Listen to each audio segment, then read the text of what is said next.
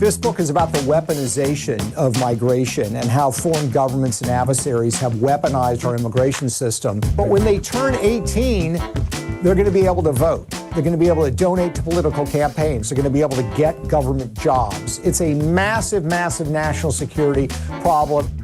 That was Peter Schweizer, president of the Government Accountability Institute, discussing the explosive findings of his new investigative book, The Invisible Coup: How American Elites and Foreign Powers Use Immigration as a Weapon. In this episode, we sit down with Schweizer to discuss what his investigative team has uncovered about these foreign influence campaigns. I'm Daily Wire executive editor John Bickley with Georgia Howe. This is a weekend edition of Morning Wire. Investigative journalist Peter Schweizer joins us now to talk about his new book, The Invisible Coup: How American Elites and Foreign Powers Use Immigration as a Weapon. Great to have you back on. Great to be with you, John. Thanks for having me. So look, there's a lot in this book that we can't hope to fully cover here, of course, but I wanted to ask you about a few things that will be of particular interest to our audience. Let's start with the cartels. They're a major target for the Trump administration, obviously. You track the cartels, particularly partnering with progressives to influence Washington. Can you unpack that for us? Yeah, so the drug cartels, of course, have been politically active south of the border for decades. That's no big surprise. But what's happening is there's been this movement to bring progressives from Latin America together with those from North America. One of the groups doing this is a group called Progressive International. It was founded by Bernie Sanders. It's run by his former foreign policy advisor. His chief of staff participates with the organization, as do a bunch of Democrats in Congress, people like AOC, Greg Cesar, et cetera. Well, this organization has set up a leadership structure that is populated with individuals from Latin America who are linked to the drug cartels. And what they've done is they push for two very important things that the drug cartels want. Number one is open borders. The drug cartels actually make more money off of human smuggling when the borders are open than they do from drugs. The second thing they're pushing for is ending the military war against the drug cartels in Latin America. So we're seeing a leakage of drug cartel influence moving into North America and affecting our politics. Well, and have you seen any sort of reversal of this with Trump coming in power in the last year? Is there a real effect in Washington? I think it's going to create a sense of urgency, John, because what they're hoping to do is avoid U.S. involvement in the events of Latin America, the drug cartel activity, political influence, et cetera. So it's probably going to add urgency to it in the short term out of a desire to prevent Trump from taking some of the actions he's taken in Venezuela and elsewhere. Are there legal implications for these ties? Anybody tied to these cartels now? Are the stakes higher now for them? They are. And look, it could be. I'm not a lawyer, but there are laws and statutes that apply to individuals that are involved with activities with either terrorist designated organizations or drug cartels designated by the federal government. So there is possible implication here legally. I'm not an attorney, but it's an enormous problem. And I think we make a big mistake when we look at immigration and assume that it's just a function of economics. And if we think that the drug cartel problem is a problem south of the border, it's not just something that bubbles up occasionally here in terms of violence. It's actually something that is walking around in our halls of Congress, which should concern us deeply, I think. You also hit something that we've been covering on and off here on this show for a few years, and that's the U.S. visa program. You say it's being exploited by actual spies. What evidence did you find of this?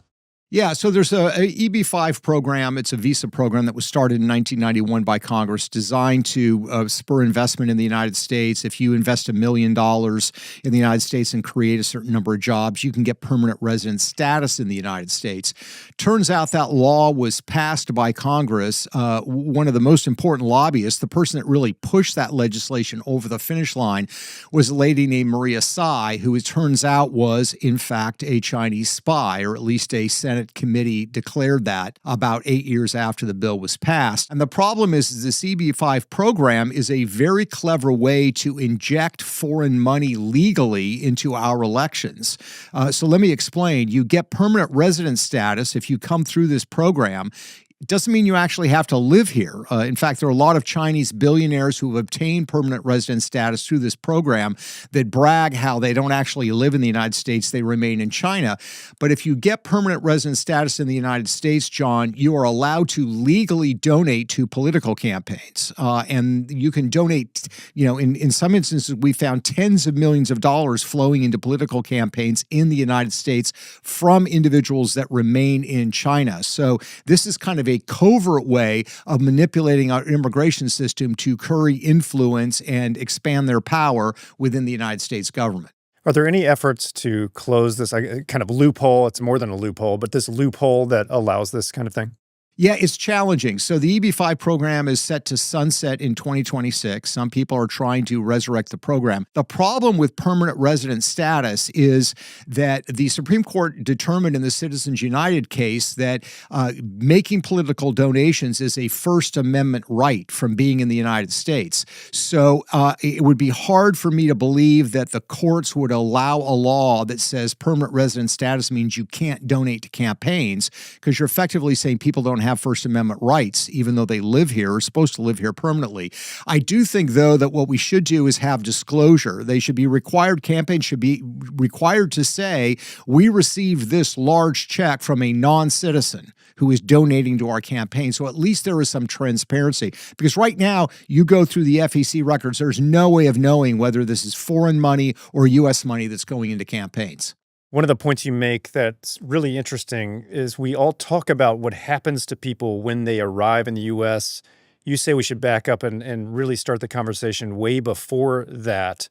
Some of some of what you've already touched on actually addresses some of these things. But what do you mean by this?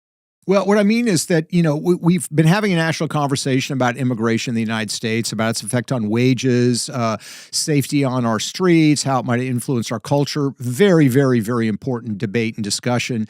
And I think President Trump deserves a lot of credit for sealing the border. But we have to step back and realize that we're not just dealing with immigration that is sort of random and organic.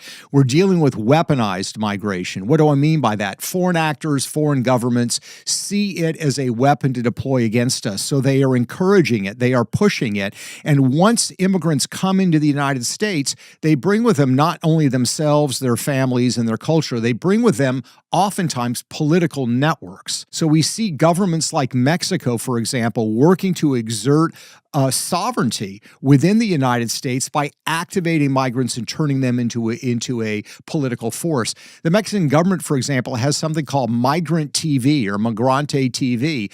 This is a news service, I'll put that in air quotes, by the Mexican government specifically for migrants in the country, but it's highly laced with propaganda. Anti-Trump, ICE agents are Nazis.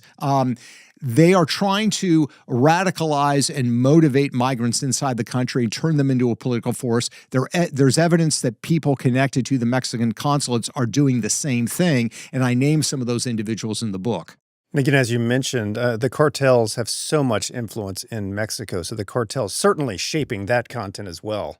Yes, no question about that. And they're pushing these themes, and you see that with the Sheinbaum administration in Mexico. They don't want the Trump administration to go after the drug cartels. And as I point out in the book, Sheinbaum has a long history of cooperation and working with the drug cartels. She's appointed senior people to the national police that are known or have been known to have been connected to the drug cartels. This is a pretty large question, but what are the national security implications for all of this, what you've uncovered? Well, they're enormous. I mean, I'll give you one related to China. China has created an industrial-sized exploitation of birthright citizenship. The Supreme Court is going to be hearing this case this spring. This is the idea that if you happen to be in the United States, give birth to a child, that child becomes a U.S. citizen because this is where they were born.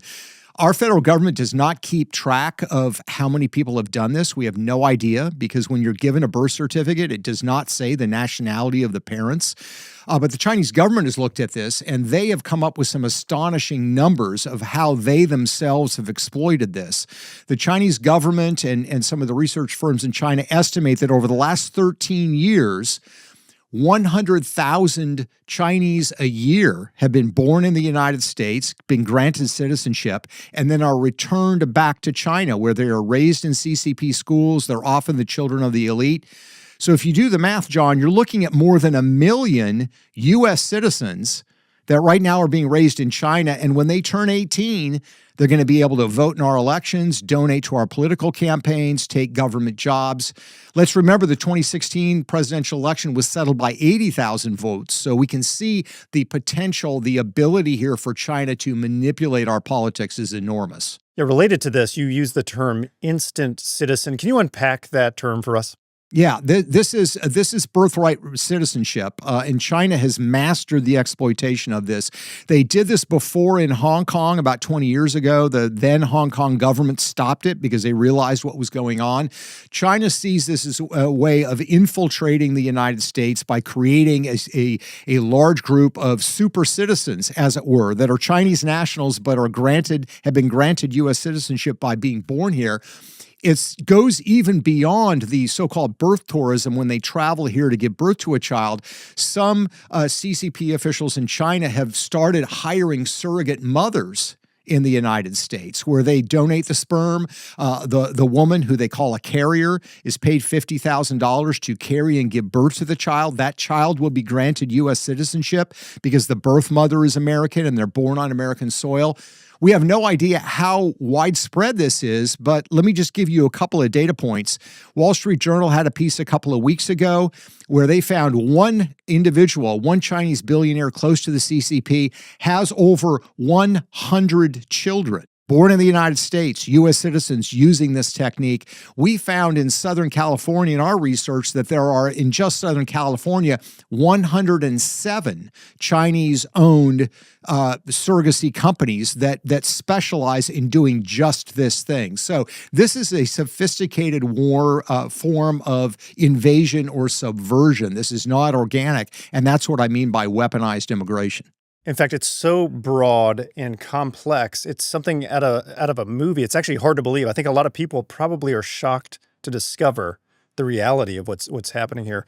We usually worry about countries like Russia influencing elections. You say Mexico should be on everyone's radar more. How so? Yeah, Mexico views migrants that are in the United States as a strategic tool. That's the term that they use. And they want to activate that base. And they do that through a variety of mechanisms. One is the vast network of consulates that they have in the United States. These are basically mini embassies. And it's enormous. I was shocked by this. The United Kingdom and China have 6 and 7 consulates in the United States, respectively. Mexico has 53. And as I point out in the book, I name them. These consular officials, they're involved in organizing violent anti-ICE protests and other actions on the street, but they're also meddling in our politics. We got the hold of a transcript of a 2024 meeting at the, of all places, Oklahoma City, Oklahoma consulate, where they brought together diplomats from Mexico, from the consulates in Los Angeles, Orlando, and everything in between. People flew in from Mexico City. And there was another group that was at this meeting, and these were Democratic Party activists. And the discussion was about how they had turned California from red to blue. They turned Arizona from red to blue, and they wanted to do the same thing on a national scale to stop Donald Trump from winning. Whatever one's views are on Trump, you can have those views, but you're not supposed to, as a diplomat of a foreign government, be involved in political campaigns. And that is exactly what they're doing. Whereas you've detailed here, just a really remarkable sort of web of influence from foreign countries, particularly south of the border, that a lot of people have not actually paid enough attention to. Peter, thank you so much for joining us. Always a pleasure, John. Thanks for having me. That was Peter Schweizer discussing his new book, The Invisible Coup, and this has been a weekend edition of Morning Wire.